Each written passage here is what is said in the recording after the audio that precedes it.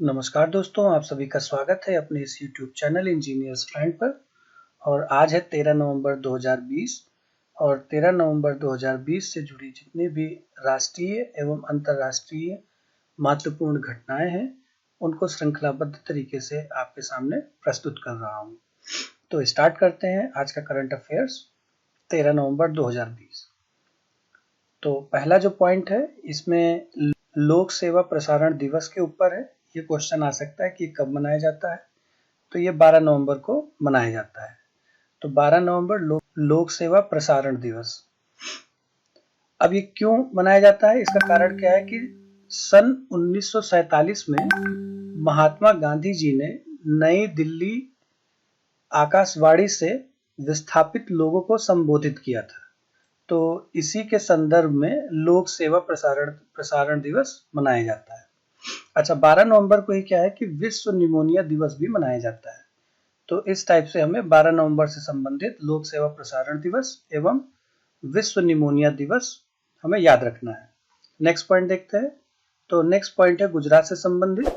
और गुजरात में अभी देखें तो दुनिया का सबसे बड़ा खिलौने का संग्रहालय बनाया जाएगा। ठीक है ना, गुजरात में दुनिया का सबसे बड़ा खिलौने का संग्रहालय बनाया जाएगा और यहाँ पर 11 लाख खिलौनों का प्रदर्शन किया जाएगा। ठीक है, तो गुजरात से संबंधित बात है तो गुजरात को मैप में देखते हैं और इससे जुड़े जितने भी महत्वपूर्ण तथ्य हैं उसको एक बार हम लोग रिकॉल कर लें। तो ये रहा मैप में गुजरात और गुजरात की राजधानी क्या है, गांधीनगर। गुजरात के मुख्यमंत्री कौन है, विजय रूपाणी जी हैं। और गुजरात के गवर्नर कौन है, आचार्य देवव्रत जी हैं। और अभी गुजरात के पूर्व मुख्यमंत्री केशुभाई पटेल का निधन हो गया, जिनकी उम्र 92 वर्ष की थी। अच्छा, गुजरात में नेशनल पार्क है, उसका क्या नाम है, गिरी नेशनल पार्क। अच्छा, गुजरात में कौन कौन से लेक पाए जाते हैं, नल सरोवर लेक। कौन सा, नल सरोवर लेक। दूसरा कंकरिया लेक, तीसरा थोल लेक और चौथा खिजाड़िया लेक। अच्छा, गुजरात में धनवंतरी रथ योजना भी चलाई गई है और गुजरात के सुरेंद्र नगर में रेशम प्रसंस्करण केंद्र खोले गए। अच्छा, गुजरात में ही क्या है कि इलेक्ट्रिक वाहन नीति की शुरुआत की गई है और इस नीति के अनुसार इलेक्ट्रिक वाहन के प्रति कोई भी रजिस्ट्रेशन चार्ज नहीं लगेगा। अच्छा, ये इलेक्ट्रिक वाहन की नीति गुजरात के अलावा और कहाँ कहाँ शुरुआत की गई है, तो तेलंगाना में और दिल्ली में, है ना, ये वाहन नीति शुरुआत की गई। अच्छा, गुजरात में सतर्कता आयुक्त के रूप में कौन नियुक्त हुआ है, संगीता सिंह जी नियुक्त हुई है। और गुजरात में रो फैक्स फेरी सेवा की शुरुआत की गई है।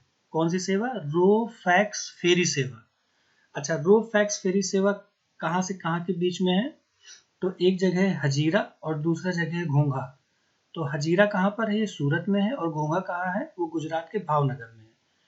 और ये फेरी सेवा है, तो फेरी सेवा का मतलब क्या है कि फेरी का मतलब क्या है, नाव, है ना। तो रो फैक्स फेरी सेवा की शुरुआत की गई है गुजरात में हजीरा से घोंघा के बीच में। तो इतनी महत्वपूर्ण बातें हैं कि जो गुजरात के संदर्भ में हमें याद रखनी है। नेक्स्ट पॉइंट देखते हैं। तो नेक्स्ट पॉइंट है काश पटेल जी से संबंधित है। और काश पटेल जी क्या है कि भारतीय मूल हैं और इनको अभी अमेरिका के नए चीफ ऑफ स्टाफ के रूप में चयनित किया गया है ना। काश पटेल जी को अमेरिका के नए चीफ ऑफ स्टाफ के रूप में चयनित किया गया है। ठीक है, नेक्स्ट पॉइंट देखते हैं। तो नेक्स्ट पॉइंट है त्रिपुरा से संबंधित।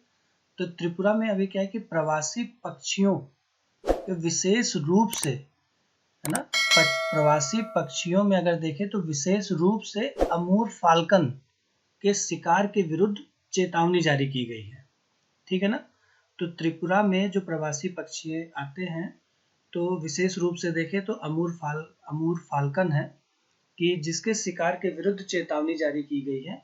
तो अगर कोई व्यक्ति इसका शिकार करता हुआ पाया जाता है, शिकार करते हुए अगर कोई मिलता है तो उसको 3 साल की सजा, जेल हो सकती है या फिर 25,000 रुपए का जुर्माना हो सकता है, और या तो फिर ये दोनों, है ना, 3 साल की सजा एवं 25,000 रुपए का जुर्माना, ये दोनों भरने पड़ सकते हैं।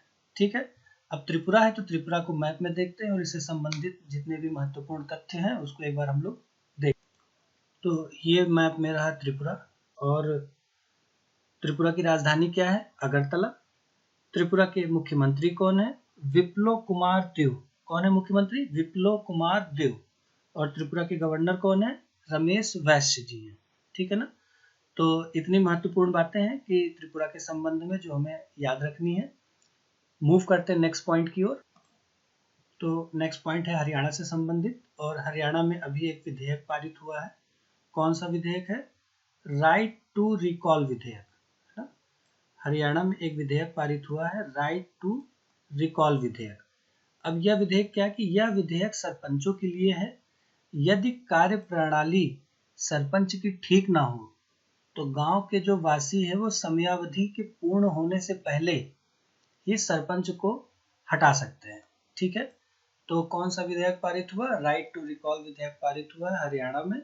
ठीक है ना। अब हरियाणा से संबंधित बात है तो मैप पर देखते हैं और इससे जुड़े हुए जितने भी महत्वपूर्ण तथ्य हैं उसको एक बार हम लोग रिकॉल कर लेते। तो ये रहा मैप पे हरियाणा। हरियाणा की राजधानी क्या है? चंडीगढ़। और हरियाणा के मुख्यमंत्री कौन है? मनोहर लाल खट्टर जी हैं। कौन है मुख्यमंत्री? मनोहर लाल खट्टर जी हैं। और हरियाणा के गवर्नर कौन है? सत्यदेव नारायण आर्य, है ना। कौन है गवर्नर? सत्यदेव नारायण आर्य।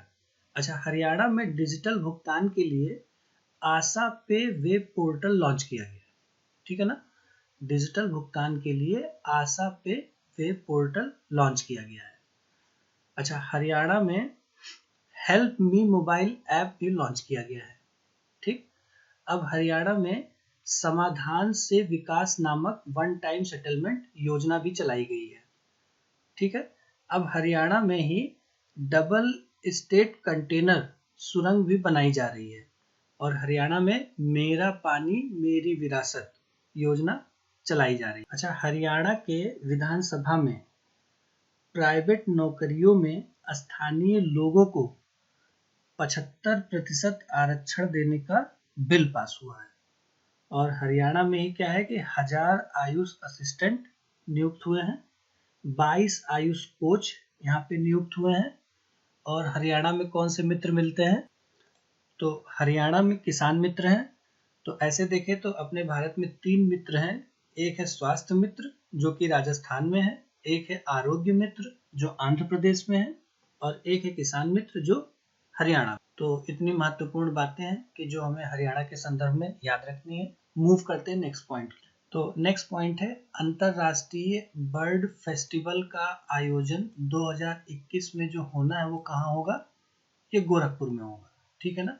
तो गोरखपुर में 2021 में अंतरराष्ट्रीय बर्ड फेस्टिवल का आयोजन किया जाएगा। ठीक है ना। अब गोरखपुर है तो ये गोरखपुर कहाँ है? ये उत्तर प्रदेश में है। और उत्तर प्रदेश में अगर वन का प्रतिशत देखा जाए तो पहले ये 6% था और अब ये बढ़कर के 9% हो गया है। ठीक है। तो इतनी बातें हमें ध्यान रखनी है। नेक्स्ट पॉइंट देखते हैं। तो ये बहरीन से संबंधित बात है। बहरीन देश के प्रधानमंत्री खलीफा बिन सलमान अल खलीफा, है ना, का 84 वर्ष की उम्र में निधन हो गया है। ठीक है ना। बहरीन देश के प्रधानमंत्री कौन थे? खलीफा बिन सलमान अल खलीफा, है ना। इनका भी निधन हो गया है। और देखें तो बहरीन की राजधानी क्या है? मनामा। और बहरीन की मुद्रा क्या है? बहरीन दिनार है। ठीक है ना। तो इतनी महत्वपूर्ण बातें हैं जो हमें ध्यान रखनी है। नेक्स्ट पॉइंट देखते हैं। तो नेक्स्ट पॉइंट है केरल से संबंधित। और केरल में अगर देखें तो अंतरराज्यीय प्रवासी नीति सूचकांक में ये भारत में शीर्ष राज्य है। ठीक है ना। अंतरराज्यीय प्रवासी नीति सूचकांक में केरल क्या है? ये शीर्ष राज्य है। और ये क्या है कि प्रवासी श्रमिक को आकर्षित करने में ये शीर्ष पर है। ठीक है। तो केरल से संबंधित बात है तो केरल को मैप पर देखते हैं और इससे संबंधित जितने भी महत्वपूर्ण तथ्य हैं उसको एक बार हम लोग रिकॉल कर लेते हैं। तो ये रहा मैप में केरल। केरल की राजधानी क्या है? तिरुवनंतपुरम है। और केरल में अगर देखें तो 16 प्रकार के फ्लोर का प्राइस तय करने वाला केरल पहला राज्य है। ठीक है। केरल में के फोन प्रोजेक्ट लॉन्च किया गया, जिसमें इंटरनेट फ्री सेवा का प्रोजेक्ट है ये। केरल में तिरंगा पहल चलाया गया। केरल में कोविड-19 रोगी की सेवा के लिए कर्मी बोट रोबोट लॉन्च किया गया है। और केरल में ब्रेक द चेन कार्टून अभियान चलाया गया है। अच्छा, केरल में कोविड उपचार क्लिनिक भी खोले गए। और केरल के मुख्यमंत्री कौन है? पिनाराई विजयन जी हैं। कौन है मुख्यमंत्री? पिनाराई विजयन जी हैं। अच्छा, केरल के गवर्नर कौन है? आरिफ मोहम्मद। कौन है केरल के गवर्नर? आरिफ मोहम्मद। पेरियर वन्यजीव अभ्यारण्य भी केरल में है ना? पेरियर वन्यजीव अभ्यारण्य केरल में है। यहाँ पे नेशनल पार्क कौन कौन से हैं? एराविकुलम नेशनल पार्क है ना, केरल में एराविकुलम नेशनल पार्क। केरल में पंपादम सोलर नेशनल पार्क। केरल में अनाईगुड़ी सोलर नेशनल पार्क। और केरल में ही पहली सौर ऊर्जा संचालित ट्रेन चलाई गई है, जिसमें 3 बोगी हैं और 45 व्यक्तियों की क्षमता है लेकर जाने के लिए। और इसकी जो लेंथ है वो 2.5 किलोमीटर की है। और हमारे केंद्रीय पर्यटन मंत्री प्रहलाद सिंह पटेल जी ने अभी केरल में ही पर्यटन सुविधा केंद्र की शुरुआत की है ना? कौन है केंद्रीय मंत्री? पर्यटन केंद्रीय मंत्री कौन है? प्रहलाद सिंह पटेल जी ने केरल में क्या किया है? पर्यटन सुविधा केंद्र की शुरुआत की। और अगर प्रश्न ये पूछ लिया जाता है कि दुनिया का सबसे बड़ा हाथी पुनर्वास केंद्र कहाँ स्थापित हुआ है, तो यह भारत के केरल राज्य में स्थापित हुआ है। और केरल के तिरुअनंतपुरम में कोट्टूर नामक स्थान पर है ना 108 करोड़ रुपए की लागत लगा करके ये हाथी पुनर्वास केंद्र स्थापित किया गया है। और केरल राज्य के टूरिज्म ने वर्ल्ड ट्रेवल मार्ट लंदन पुरस्कार भी अभी जीता है। और यदि ये पूछा जाता है कि परिवर्तनम योजना का शुभारंभ कहाँ हुआ है, तो ये केरल में परिवर्तनम योजना का भी शुभारंभ किया गया है। और ये किस लिए किया गया है? कि मछुआरों के जीवन में सुधार हो सके, इसलिए परिवर्तनम योजना का शुभारंभ किया गया। तो इतनी बातें हैं कि जो हमें केरल के संदर्भ में याद रखनी है। मूव करते हैं नेक्स्ट पॉइंट की ओर। नेक्स्ट पॉइंट है छत्तीसगढ़ से संबंधित है। और छत्तीसगढ़ में देखें तो क्या हुआ है कि नृत्य शास्त्र पौराणिक कॉफी टेबल है ना बुक लॉन्च की गई है ना? नृत्य शास्त्र पौराणिक कॉफी टेबल बुक लॉन्च की गई है। कहाँ लॉन्च की गई है? ये छत्तीसगढ़ में लॉन्च की गई है। अब ये कॉफी टेबल बुक का मतलब क्या है?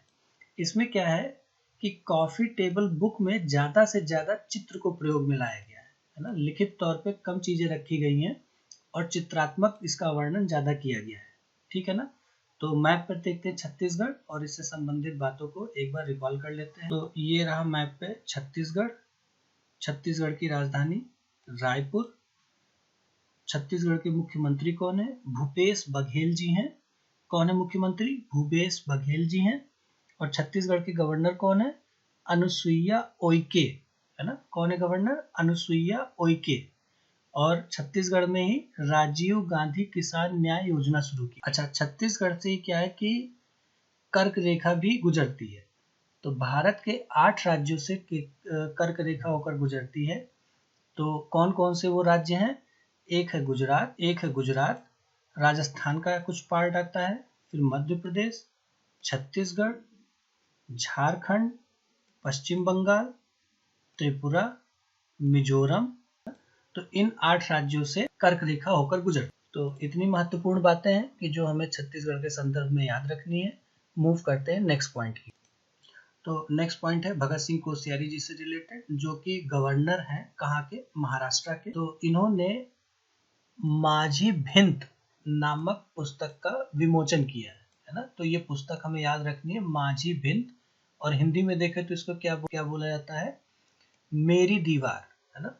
हिंदी में इसको क्या बोलते हैं? मेरी दीवार। तो इस चीज को हमें याद रखना है कि माझी भिंत नामक पुस्तक का विमोचन किसने किया? तो महाराष्ट्र के गवर्नर भगत सिंह कोश्यारी जी ने किया। नेक्स्ट पॉइंट है चेनमेंग से जुड़ा हुआ है। और चेनमेंग को देखें तो क्या है कि ये ITTF है ना, महिला विश्व कप की खिताब जीतने वाली ये महिला है। ठीक है ना? चेनमेंग ये कहाँ की है? चीन की निवासी है। अब ITTF का फुल फॉर्म क्या है?